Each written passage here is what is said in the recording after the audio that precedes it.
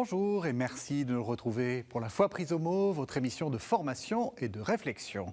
Cette semaine, nous vous proposons de découvrir une lettre que tous les théologiens s'accordent à trouver d'une importance capitale. Publiée par le pape François le 17 juillet 2024, elle s'intitule « Sur le rôle de la littérature dans la formation ». Mais en effet en lumière l'importance de la littérature dans la formation spirituelle et pastorale des prêtres et évidemment de tous les chrétiens. Dans ce beau texte, le pape nous invite à redécouvrir la puissance des romans et des poèmes pour nourrir la foi, approfondir notre compréhension de l'être humain et entrer en dialogue avec la culture de notre temps. Il explore des thématiques comme la maturation personnelle, le rôle de la lecture dans le discernement spirituel et son impact sur l'annonce de l'Évangile. Il appelle donc chacun à s'ouvrir à la richesse de la littérature.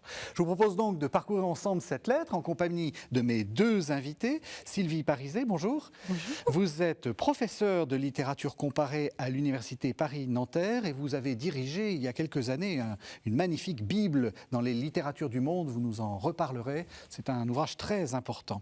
Et puis le père Benoît Lobé, bonjour. Bonjour. Vous êtes professeur à l'Université catholique de Louvain, en Belgique, et vous êtes le doyen de la cathédrale et de la ville de Bruxelles. En effet. Vous êtes même l'archiprêtre, comme on dit, de la cathédrale. Voilà, alors peut-être une première question. Vous l'avez reçue comment, cette lettre ? Comment est-ce que, quand vous l'avez lue, quelle était votre première impression, Benoît Lobé ? Enfin. Ah, carrément, enfin. Oui, enfin on rend justice à la littérature. Il y a très longtemps que des gens comme Adolphe Guéchet, qui fut un grand professeur de l'Université de Louvain, qui est décédé il y a maintenant une vingtaine d'années, avait déjà dans toute son œuvre dit l'importance de la littérature pour avancer dans la réflexion théologique, mais peut-être n'avait-il pas reçu toute l'audience à laquelle il avait droit. Et voilà qu'enfin, le souverain pontife, le magistère, dit cette importance de la littérature pour avancer dans la réflexion théologique et pour grandir dans la foi. Donc enfin. Et alors, et vous, comment vous la recevez ? Alors avec enthousiasme, surprise un petit peu. Je dois dire que cet aspect très révolutionnaire finalement d'un pape qui tout d'un coup nous dit mais la littérature c'est essentiel, et non pas en tant que littérature, j'allais dire édifiante, ça on le savait, mais la littérature, la fiction, la poésie, tout. Et c'est un véritable baume sur notre cœur, parce que la littérature a parfois été vue d'un mauvais œil par certains croyants en disant que ça pouvait être une distraction, un divertissement pascalien. Et nous sommes tellement heureux, nous les littéraires, à la suite de William Marx, qui lui aussi a préfacé cette lettre, qui l'a préfacée, nous disons tous notre joie à voir la littérature reconnue à sa juste valeur.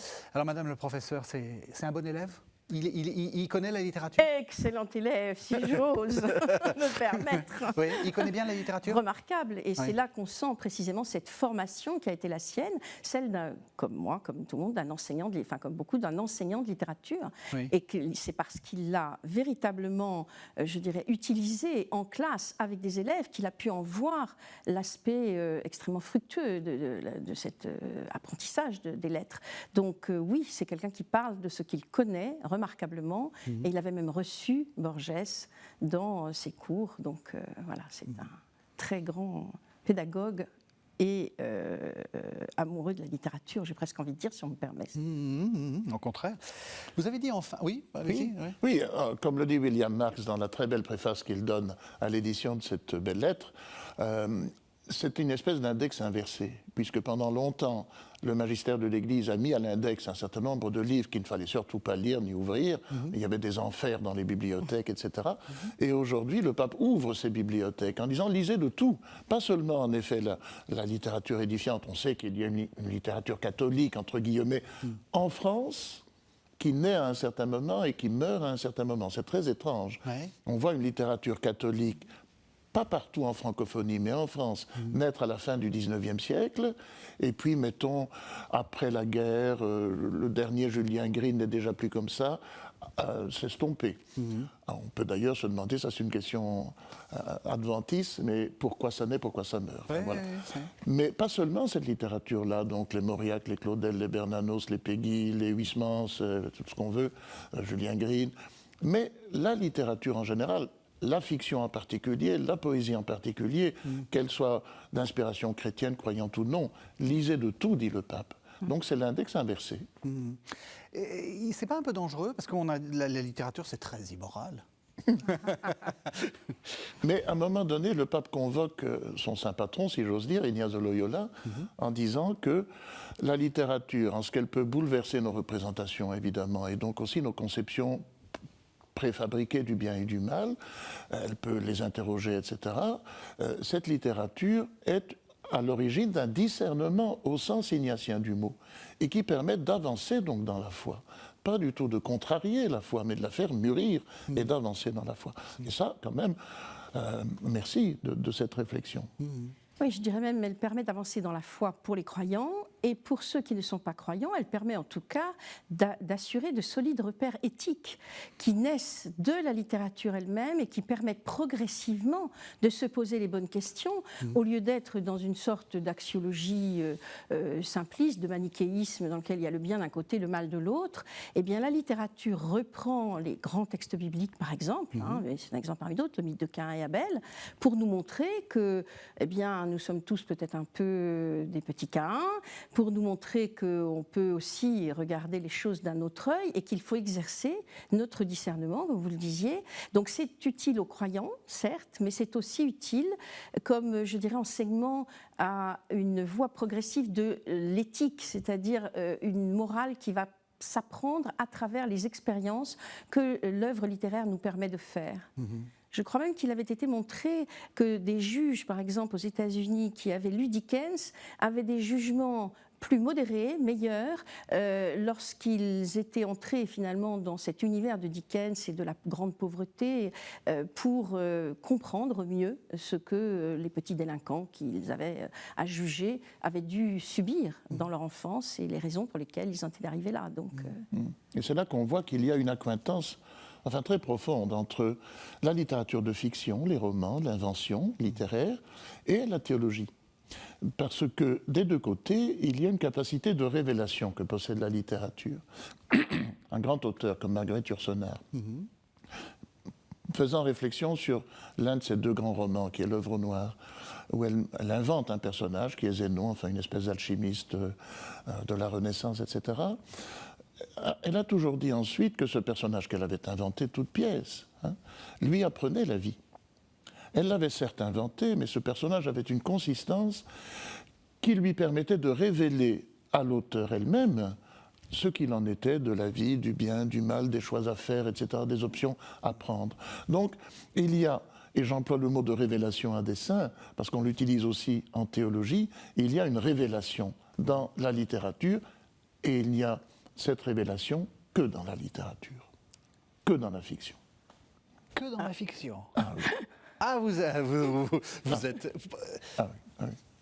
Pourquoi la fiction? Parce que d'une certaine façon, on pourrait se dire aussi, pourquoi pas dans le discours théologique, voilà, lisons de la théologie, on aura la révélation. Ah oui, mais on raterait alors l'aspect de surprise, l'aspect d'invention. Le discours formaté d'un essai, par exemple, est intéressant naturellement. On ne va pas renoncer aux essais théologiques, bien sûr, mais c'est un discours qui est déjà à l'avance construit. On sait où on va arriver. On a déjà le schéma dans sa tête. Tandis qu'un romancier ne sait pas où ses personnages vont le conduire. Il se laisse guider, il se laisse prendre par la main. Et c'est ça qui est formidable. Et c'est là qu'il y a cet aspect de révélation. On ne sait pas à l'avance ce que les personnages qu'on laisse vivre sur le papier vont vous apprendre. Et ils vous apprennent quelque chose d'inattendu. De même que la Bible, qui est peut-être la première grande littérature, nous apprend quelque chose d'inattendu. Elle nous révèle une vérité qu'on n'aurait pas pu percevoir autrement. Vous êtes d'accord avec cette idée justement que les personnages échappent d'une certaine façon à leur auteur ou que... En tout cas, oui, je trouve ça absolument passionnant.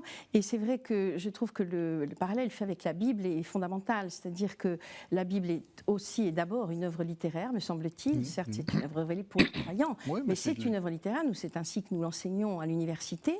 Et en tant qu'œuvre littéraire, elle déploie son infinie richesse. Elle est, je dirais, à chaque fois qu'un lecteur s'en empare, elle construit, le lecteur co-construit, comme on dit, sa propre vision du monde. Et c'est vrai que je pense que par rapport à la littérature elle-même, la littérature profane, qui n'est pas celle de la Bible, il y a un chemin dont on sait où il mène, et c'est la grandeur de la littérature, c'est la grandeur de la poésie aussi.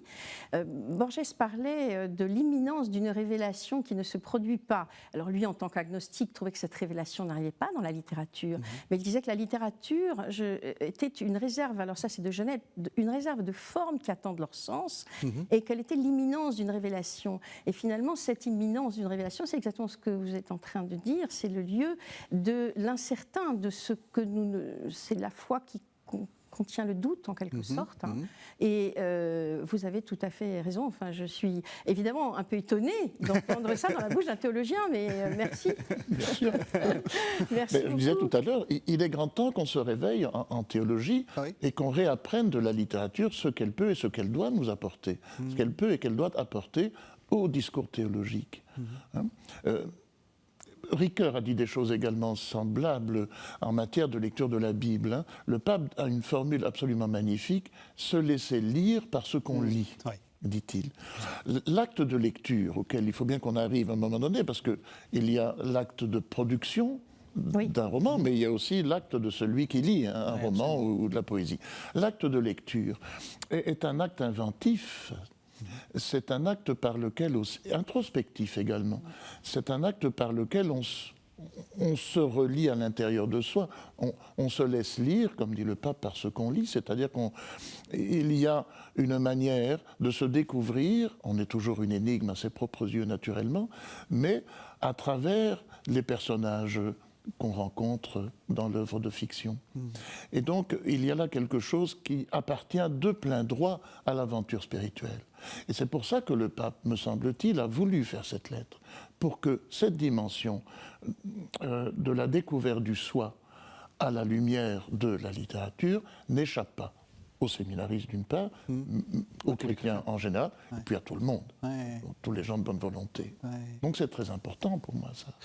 Est-ce que vous avez un exemple, justement? C'est quoi? C'est le fait de voir le personnage se débattre dans ses contradictions, où vous vous dites, c'est moi un peu? C'est juste une sorte de... Oui, c'est l'énigme de la littérature, enfin je ne sais pas ce que vous en pensez, mais qu'est-ce qui fait qu'un sujet particulier, un personnage qui a vécu à telle époque et qu'un auteur met en scène. Bon, par exemple, je reviens à Yourcenar, Adrien, l'empereur Adrien, les mémoires d'Adrien, ou le Zénon qu'elle invente. Ce personnage particulier qui a vécu à une certaine époque, qui a eu un certain contexte culturel et religieux qui n'est plus le nôtre et qui a eu à affronter des problèmes qui ne sont pas nécessairement les nôtres, etc. Qu'est-ce qui fait que, quand on rencontre la façon dont un romancier a mis en scène ce personnage, on se dit « mais c'est moi ». Mais moi, je suis confronté aux mêmes questions, aux mêmes problèmes, même si les contextes sont évidemment très différents. Et alors, comment est-ce que moi, je retentis quand je lis cela? Comment est-ce que je me sens bouleversé quand je lis cela? Comment est-ce que moi, j'aurais réagi? Donc, c'est là que le questionnement qui vient de cette révélation dont nous parlons tout à l'heure est important aussi dans la progression spirituelle d'un être humain, évidemment d'un chrétien, le pape a raison de le souligner, mais de quiconque est sensible à l'aventure spirituelle. Oui, c'est la richesse de l'acte de lecture qui à la fois nous permet par le biais de l'identification, parce que je crois que vous dites là est très important, il y a cette capacité du lecteur à s'identifier à un personnage, à une situation, et il y a ensuite toute la faculté créatrice active de l'imagination. Le pape insiste beaucoup dans sa lettre aussi sur cet aspect des choses, c'est que la lecture est non seulement créatrice, mais elle est active. Et il oppose même un petit peu, je dirais, la lecture à d'autres activités. Il parle des, je sais pas quoi, des jeux vidéo. Il parle des smartphones, je crois même. Je crois même qu'il parle des smartphones. C'est la première fois que dans le magistère, on parle des smartphones, mais c'est important. Et il insiste sur le fait que la lecture est probablement l'acte qui nécessite, ou qui suscite le plus, enfin, une activité créatrice. Il faut que l'imagination se mette en route, il faut pouvoir se projeter, il faut pouvoir imaginer, il faut pouvoir construire tout un univers intérieur à partir des mots qui sont tout simplement mis sur le papier. Et c'est vrai que c'est la richesse infinie de la littérature, même, alors on ne va pas débattre d'une hiérarchie entre les arts, mais William Marx en parlait récemment, la peinture, le cinéma, certes, mais nulle part ailleurs que dans la lecture, vous n'êtes avec simplement quelques mots, et parfois un poème de quelques vers, qui tout simplement va susciter d'infinis questionnements et va ouvrir un univers à partir de quelques mots jetés sur le papier. En plus, c'est quelque chose de très économique, c'est-à-dire qu'on n'a pas besoin d'une technologie, on peut être sur une île déserte, il suffit un petit bout de papier, quelques lignes, et tout de suite, on est plongé dans d'infinis questionnements. Et donc, cette faculté de discernement, effectivement, de cette activité créatrice est fondamentale, elle est propre à la lecture. Ah, ça oui. Ouais. Et on peut se poser la question aussi de savoir, dès lors, comment se fait-il que cela résonne en moi? Parce que tout ce qui s'écrit sur le papier ne résonne pas en moi. Hein. Non. Tout le monde n'est pas écrivain. Bon, il y a de grands écrivains, il y en a quelques-uns par siècle, de très grands, et il y en a d'autres qui sont des grands écrivains, mais tout le monde n'est pas écrivain. Comment se fait-il qu'à un moment donné, on peut dire « j'ai rencontré un écrivain qui m'a bouleversé » et qui est devenu indispensable à ma vie spirituelle. Et là, je pense qu'il est nécessaire de parler de ce qui fait l'écriture, qu'on peut appeler, par exemple, le style. Il y a un style qu'on rencontre ou qu'on ne rencontre pas, c'est-à-dire un travail. J'ai toujours été frappé en rencontrant quelques écrivains de grand renom, ou de moins grand renom, mais qui étaient de vrais écrivains, qu'ils parlaient de leur métier en disant « mon travail ». Est-ce que vous travaillez ? Se disaient-ils l'un à l'autre. Et le mot travail voulait dire chez eux, est-ce qu'on écrit, ce que vous êtes en train d'écrire? Comme si rien d'autre ne comptait. Un véritable écrivain, c'est quelqu'un qui tous les matins écrit, parce que c'est son travail. C'est presque sa raison de vivre. On ne fait pas ça en dilettante. Et dès lors, il y a un véritable effort qui est fait sur la langue, sur le maniement de la langue. C'est vraiment une ascèse. Non, alors je suis tout à fait d'accord avec l'ascèse, bien évidemment. Mais j'aimerais peut-être ici, en tant que comparatrice, faire intervenir un personnage essentiel qui est le traducteur. Grandeur et misère de la traduction. Parce que puisque vous abordez la question du style, comment notre capacité créatrice, lorsque nous co-construisons l'œuvre en la lisant, puisque nous sommes, on le sait maintenant, depuis l'herméneutique contemporaine, qui a beaucoup insisté sur moi, le livre n'est rien sans nous, si j'ose dire, comment se fait-il que ce système se mette en route? Vous parlez du style, mais le style ne peut être perçu que par celui qui lit la langue dans laquelle a été écrite l'œuvre.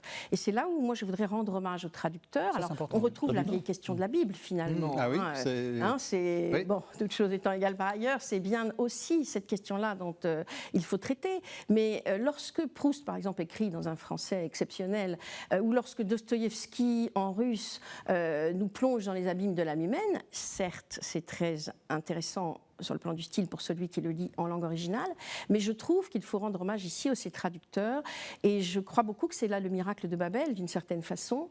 Il y a une possibilité pour nous d'atteindre à quelque chose au-delà même du style propre qui est celui de l'écrivain, par le biais de la traduction, d'atteindre à quelque chose qui est paradoxal, puisque finalement, on pourrait dire que c'est la littérature, une fois qu'on lui a enlevé ce qui était sa propre substance, c'est-à-dire la langue française, la langue russe.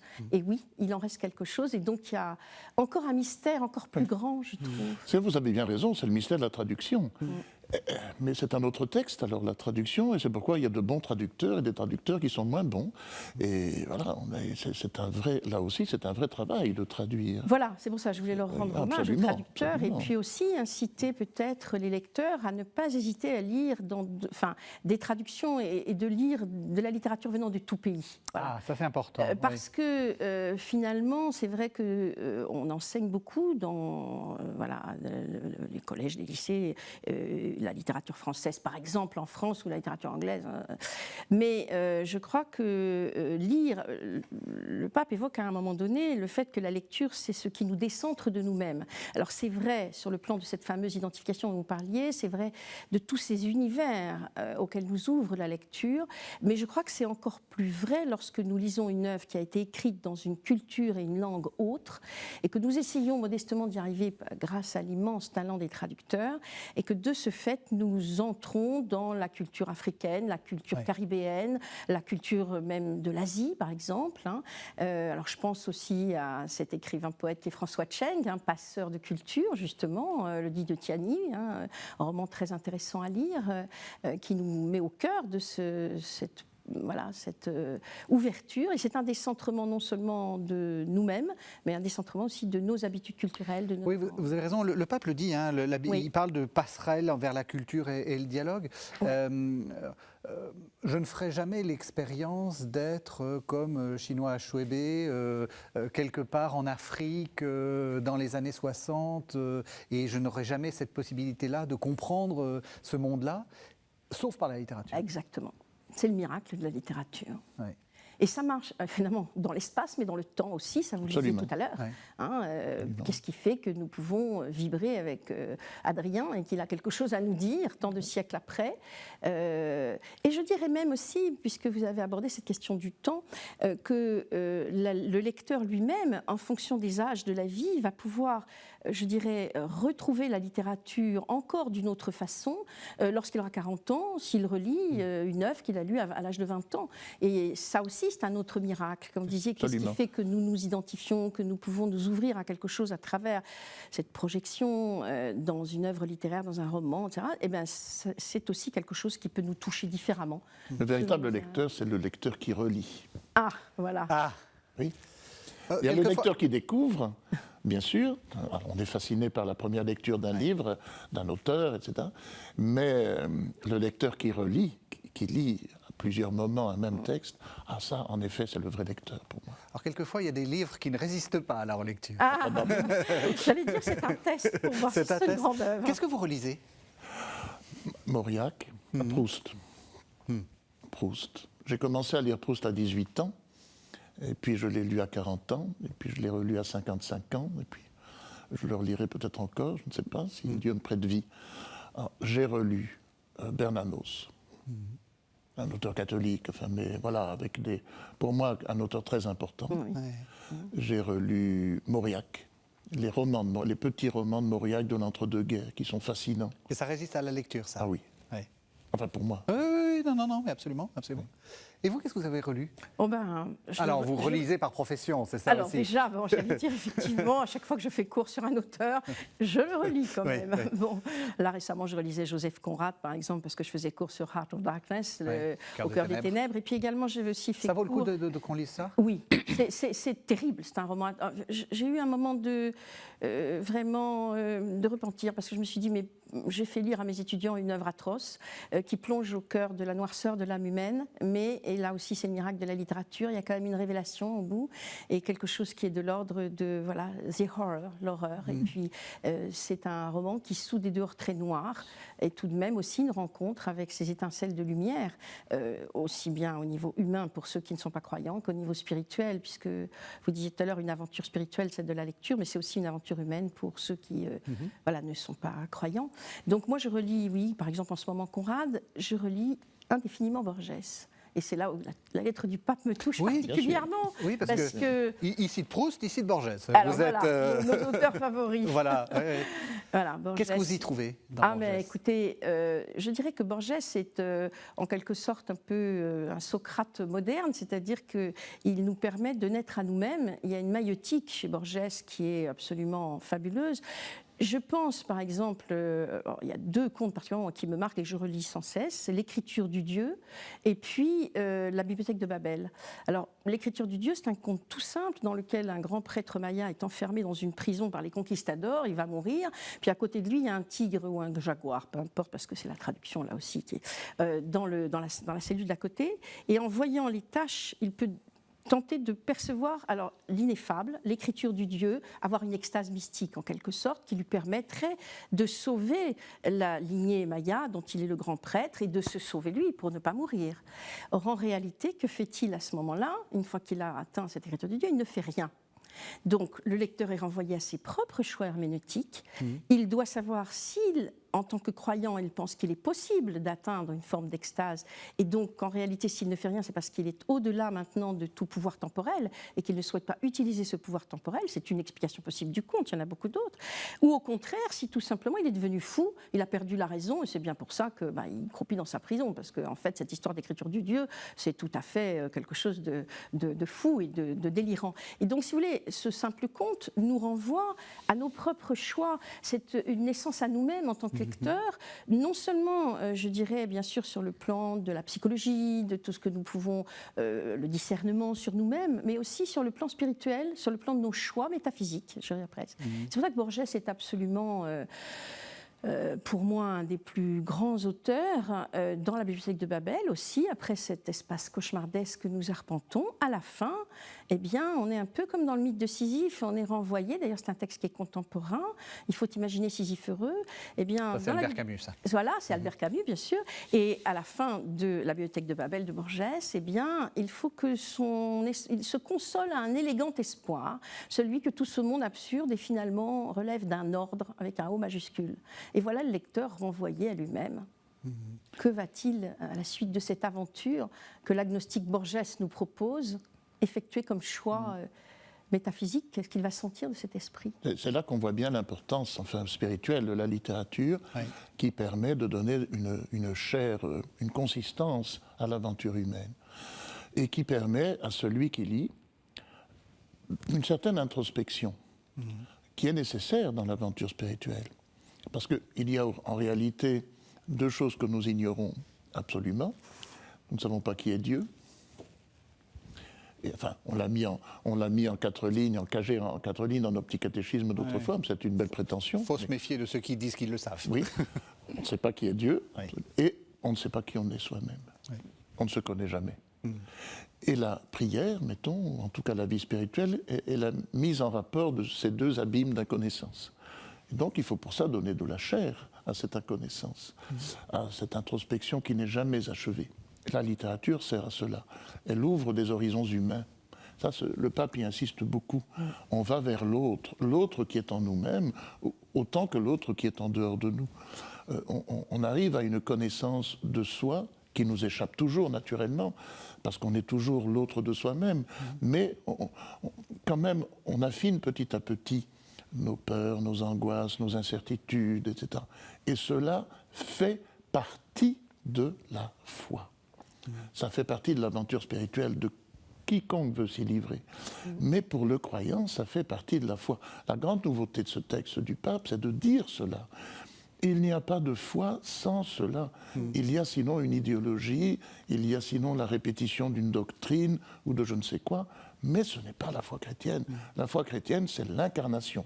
Dieu, oui, mais dans la chair humaine, dans l'épaisseur humaine. Et l'épaisseur humaine, eh bien, elle se livre aussi à travers la littérature. Dans les romans. Dans les romans, dans la fiction, dans la poésie aussi.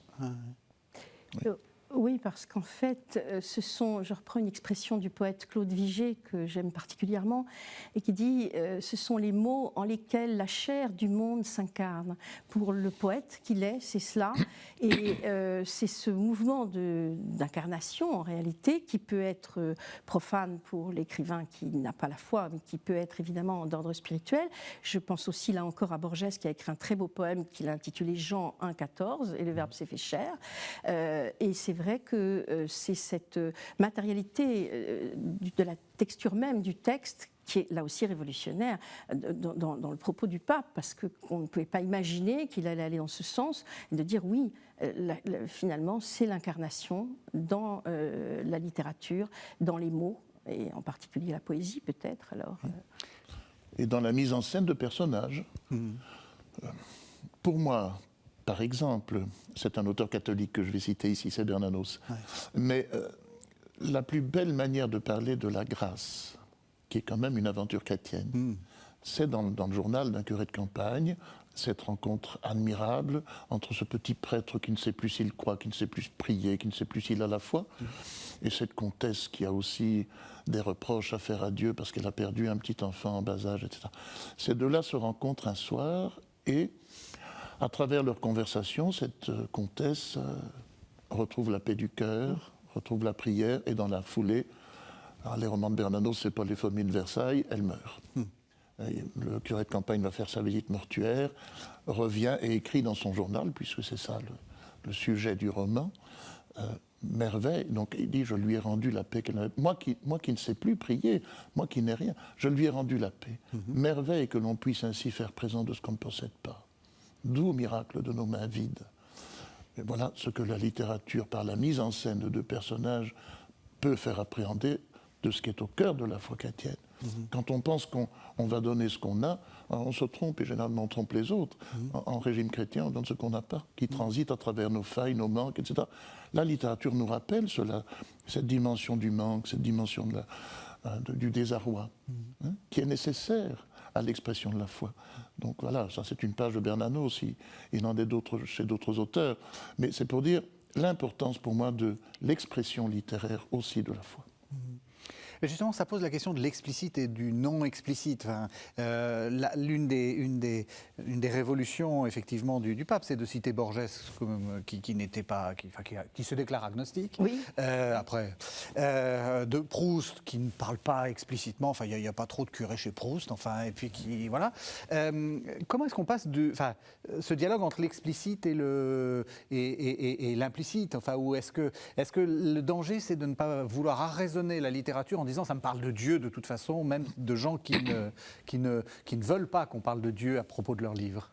Est-ce que vous, c'est une question évidemment, par exemple, en littérature comparée, vous comparez des œuvres venant d'autres, de domaines différents, de domaines culturels, de langues différentes. Est-ce qu'on n'est pas tenté d'arraisonner à sa propre...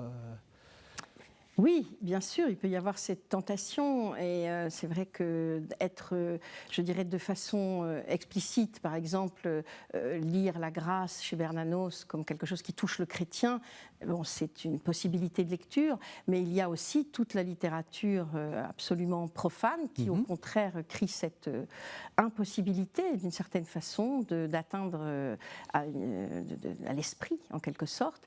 Et je pense que vous avez raison, il ne faut pas non plus ramener la littérature uniquement à cette façon qui pourrait être explicite de dire la grâce. Il y a aussi, et le pape fait droit à cela, oui, tout cet aspect purement, j'allais dire, alors moi qui suis dans l'université, j'aurais envie de dire laïque, mais enfin, toute cette façon... Gratuit, enfin je veux dire, dans une sorte de quête spirituelle, c'est gratuit. De dire finalement, c'est simplement une façon d'apprendre à mieux aimer les autres et à être en empathie, parce que la littérature permet de nous rendre meilleurs.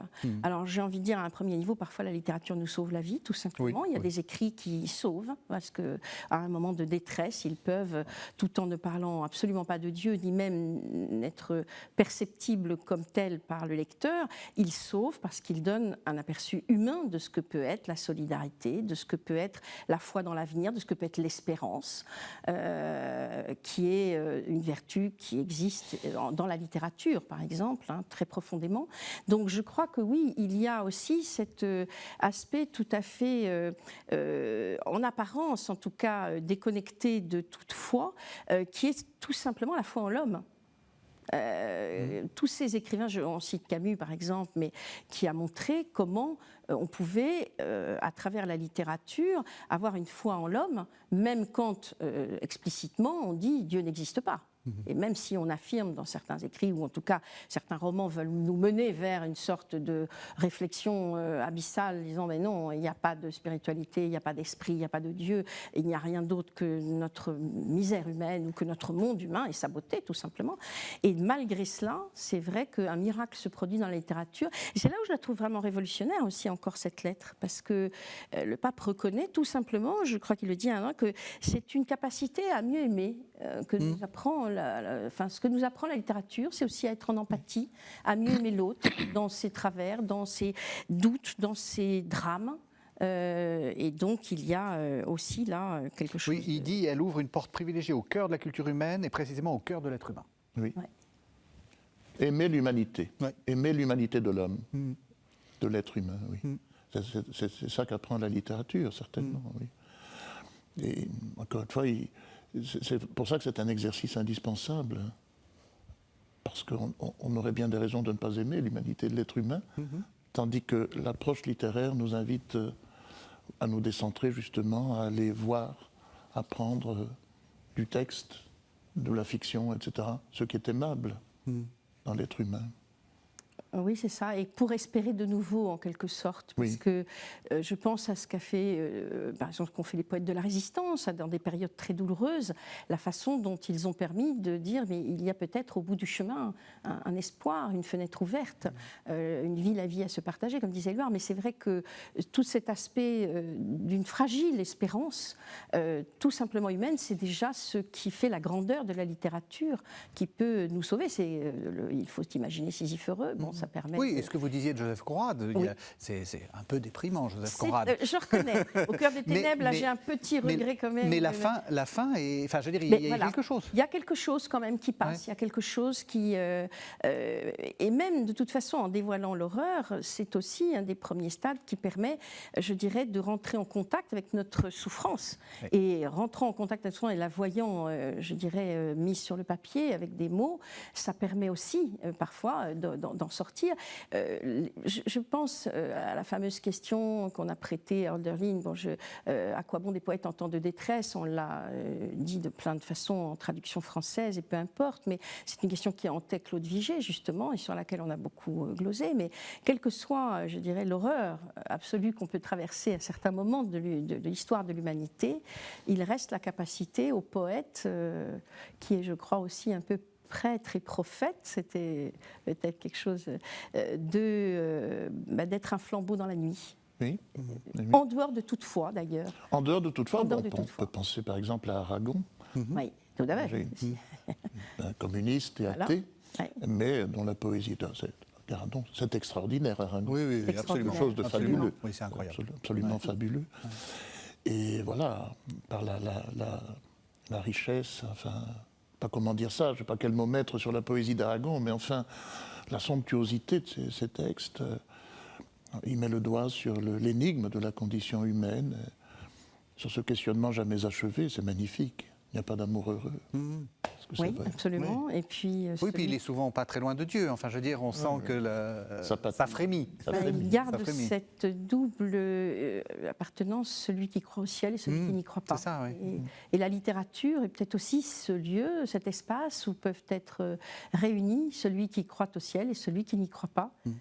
Selon l'immense ouverture qui est celle de cette littérature qui embrasse toutes les cultures, qui nous rassemble dans une interrogation sans fin, qui touche nos souffrances, mais en même temps nos espérances, notre capacité à surmonter la détresse pour continuer à avancer.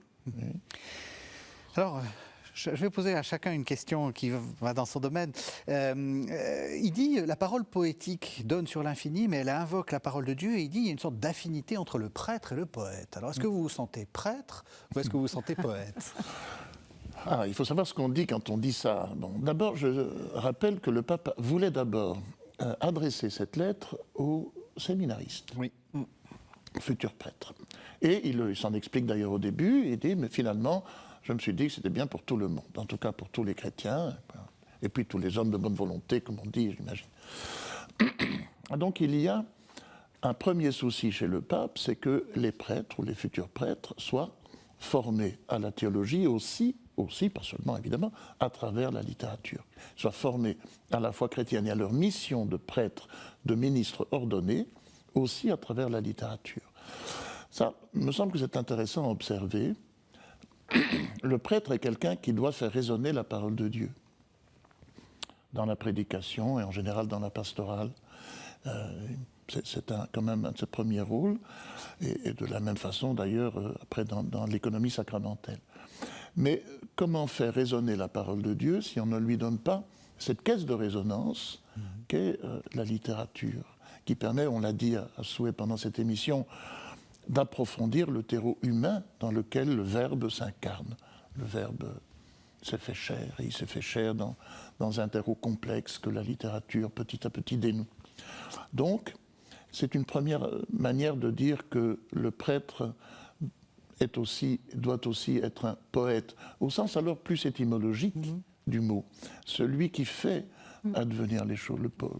le poietes, c'est celui qui fabrique du sens ou de l'interrogation à partir de ce terreau humain et de la rencontre entre ce terreau humain et le verbe porté par l'Écriture sainte, la parole de Dieu. Bon. Mais deuxième réflexion, qui suit l'évolution, si j'ose dire, de l'écriture du pape, par le baptême, nous sommes tous prêtres. Quel est le sacrement qui fait des prêtres, demande Madame la catéchiste à ses enfants, au catéchisme. Oh, les enfants bien élevés disent, le sacrement qui fait des prêtres est le sacrement de l'ordre. Eh bien, c'est vrai et c'est faux. Le sacrement qui fait des prêtres, c'est le sacrement du baptême. Et par le baptême, nous sommes tous constitués comme prêtres, prophètes et rois. Alors, ça s'adresse évidemment à tous les baptisés aussi, cette fonction sacerdotale. Elle n'est pas réservée aux seuls ministres ordonnés. Les ministres ordonnés sont plus chargés de rappeler à tout le monde que tout le monde est chargé de le faire. C'est une belle. Alors une autre, parce que je sais que c'est des choses qui vous intéressent beaucoup, est-ce que vous diriez que la littérature, c'est une des exégèses de la Bible? Est-ce que vous diriez qu'avec la littérature, je peux mieux comprendre la Bible? Alors, ça, je sais que ça vous intéresse. Absolument convaincue. J'en suis absolument convaincue. C'est-à-dire qu'effectivement, dans cet aller-retour entre la Bible comme œuvre littéraire et les œuvres qui utilisent, si j'ose dire, j'aime pas le terme, mais enfin, en tout cas, qui reprennent la Bible, il y a un aller-retour qui n'est pas toujours dans le sens qu'on croit. C'est-à-dire qu'effectivement, la littérature va permettre de mieux comprendre la Bible. Et on le voit même dans certains phénomènes extrêmement intéressants, qui est la façon dont, notamment dans les 30 dernières années du XXe siècle, les exégètes se sont, je dirais, inspirés des travaux des littéraires. Alors d'abord d'un point de vue herméneutique, ça c'est évident. On voit aujourd'hui beaucoup d'exégètes qui utilisent les travaux de nos bons Genette et autres, de tout ce qui a été... Bon. Mais d'un point de vue plus profond, c'est vrai que le sens que parfois les exégètes redonnent à un épisode biblique, il est parfois annoncé par les écrivains qui sont comme des prophètes en la matière. Je pense au mythe de Babel, par exemple. On a eu en gros, pendant 2000 ans, l'idée que le mythe de Babel, c'était le drame parce qu'on avait perdu cette langue unique des origines et que la corruption de cette horrible tour qui était synonyme d'hubris nous avait privés de l'idiome sacré. Et puis, à un moment donné, donc on avait valorisé l'un, en fait, l'unité. Bon, et à un moment donné, dans l'exégèse, on peut citer François Marty avec la bénédiction de Babel, on peut citer Hubert Bost, Babel du texte au symbole, on peut citer, mais alors tous les exégètes, David Bannon pour les herméneutes juifs, et André Neuer.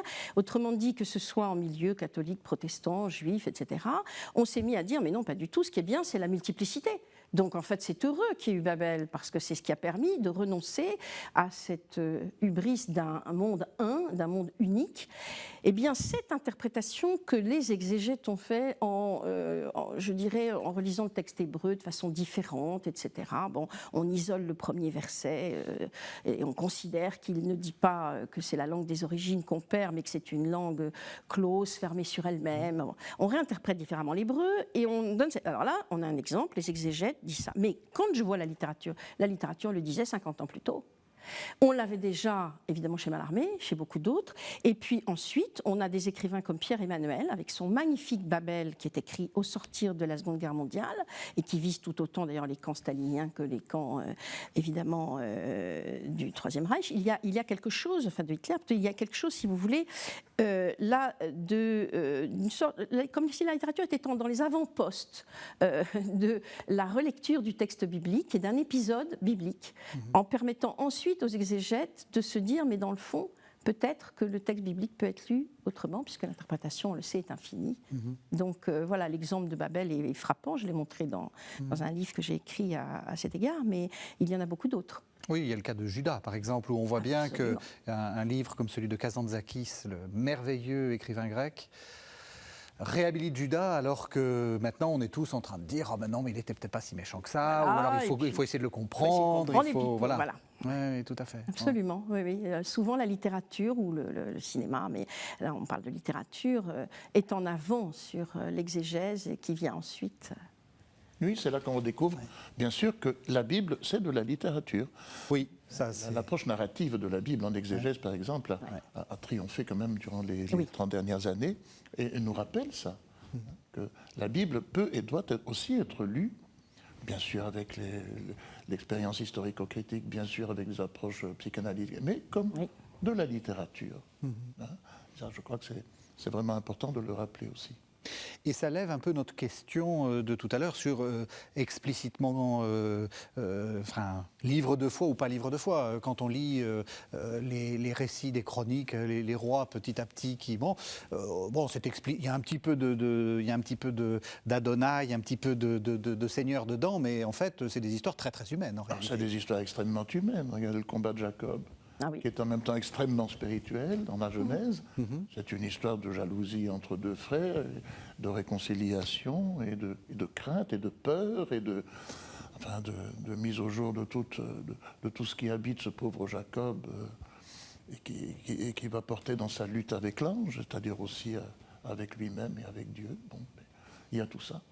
C'est formidable. Formidable. Oui. Je pense à Judith aussi, en fait, la fin justifie-t-elle les moyens, par exemple. Voilà aussi quelque chose qui appartient aussi bien au monde de l'esprit que tout simplement au monde humain.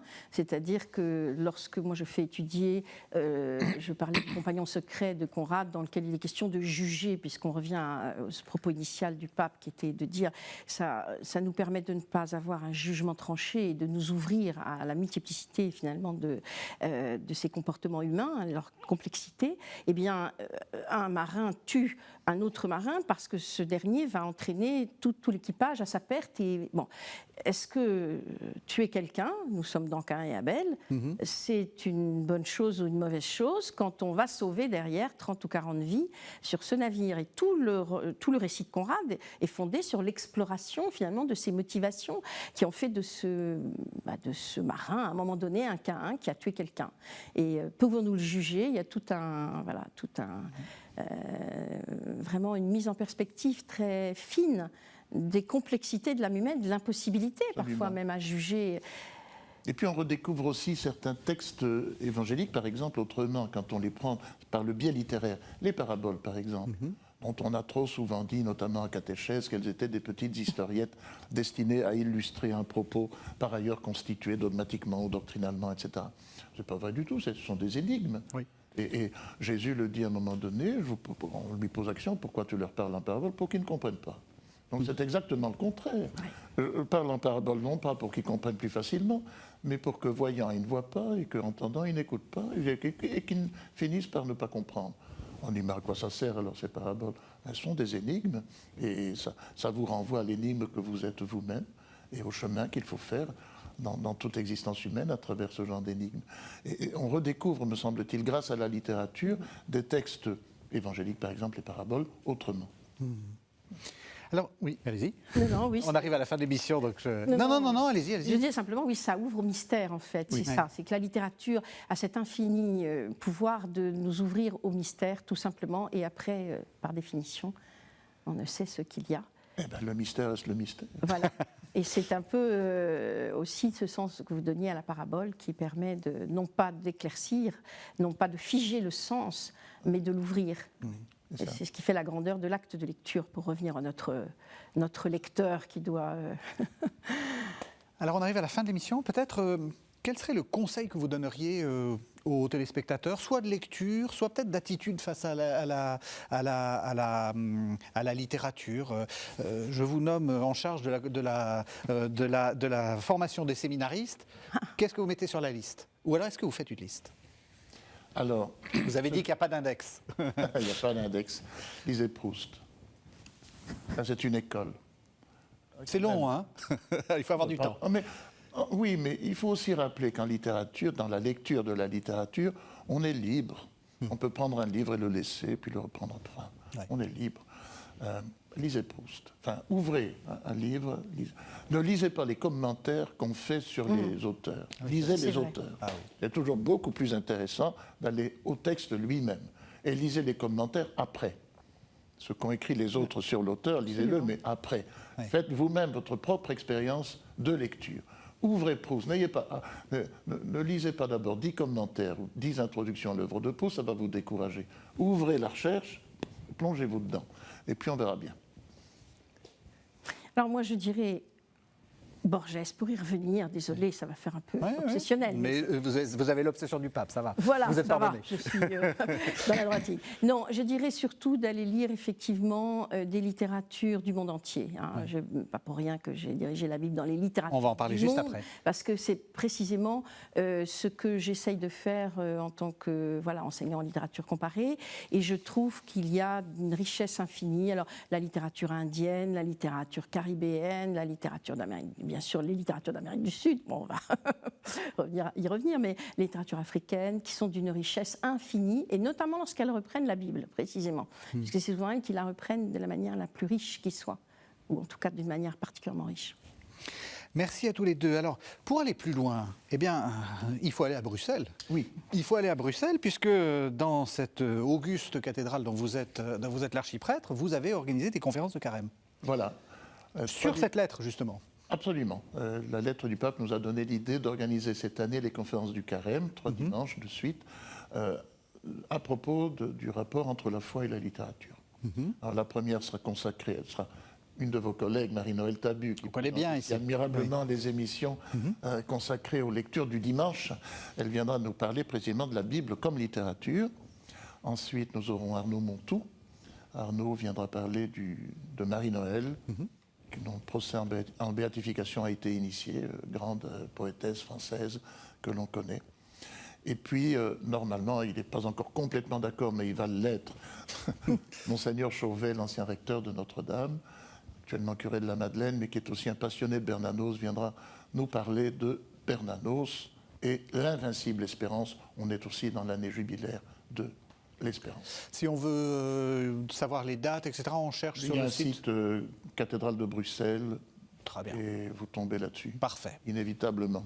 Et puis peut-être un mot sur cet opus magnum, là, la Bible dans les littératures du monde. Donc séparé aux éditions du Cerf, ce sont 2 gros volumes. Voilà, dans un coffret. Voilà, dans un coffret, donc une sorte d'encyclopédie. Qu'est-ce que vous avez essayé de faire ? On a essayé de retracer l'ensemble des liens qui unissent, on va dire, la Bible, œuvre littéraire majeure, et les littératures du monde entier. Alors le propos était un petit peu, évidemment, un zeste d'hubris, s'il en faut parfois. Bon, mais c'est vrai que 400 chercheurs ont travaillé, donc une grande équipe de tous les pays, de 40 pays, et nous avons donc travaillé sur plusieurs axes, à la fois les mythes bibliques, donc les figures, Judith, Babel, enfin les figures ou les épisodes, pour voir comment ils étaient repris au fil des siècles dans toutes les littératures. C'est là qu'on s'aperçoit, et qu'on s'est aperçu, que les littératures des pays du monde entier tenaient une place considérable à cet égard. L'Océanie, l'Afrique, l'Inde, enfin tout. Alors qu'au départ, on avait calibré les choses de façon un petit peu différente et on a repensé l'ouvrage en fonction de ça. Donc les mythes et les figures bibliques, mais aussi la façon dont les langues sont travaillées par la Bible, puisque finalement, pour beaucoup de langues, elles ont été mises par écrit au moment où les missionnaires arrivaient. Et voilà, c'est la Bible qui a permis de mettre ça par écrit. Et puis la façon dont l'histoire d'un pays s'écrit aussi à travers sa façon de reprendre la Bible. La Bible dans les littératures du monde, c'est aux éditions du Cerf. Merci à tous les deux, merci de nous avoir suivis. Vous savez que vous pouvez retrouver cette émission sur le site internet de KTO, www.ktotv.com, et on se retrouve la semaine prochaine.